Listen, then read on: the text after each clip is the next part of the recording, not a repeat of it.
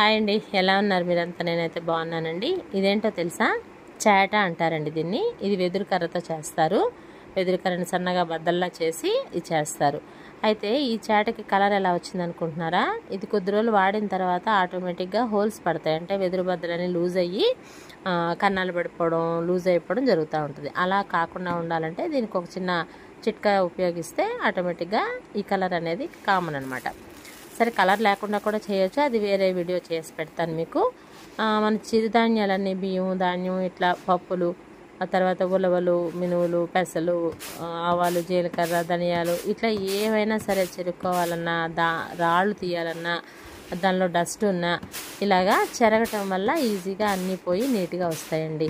ఇప్పుడు మినపప్పు, పొట్టు మినపప్పు విసురుకున్న తర్వాత ఇది నానబెడితే ఆ పొట్టు పోవడానికే చాలా టైం పడుతుంది కదా. అలా కాకుండా కేవలం ఇలా చెరిగేసుకొని పప్పు నానేసేసుకుంటే ఒక 2 సార్లు నానిన తర్వాత గట్టిగా చేతితో నలిపేసి వాటర్ ఎక్కువ పోసేసి తేల్చేస్తే పొట్టంతా పోతుంది.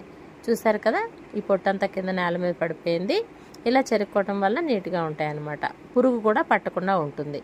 కాబట్టి ఎవరైనా చాట్లు ఉన్న వాళ్ళు ఇలా ఉపయోగించుకోండి. నచ్చిందా? బాయ్ అండి.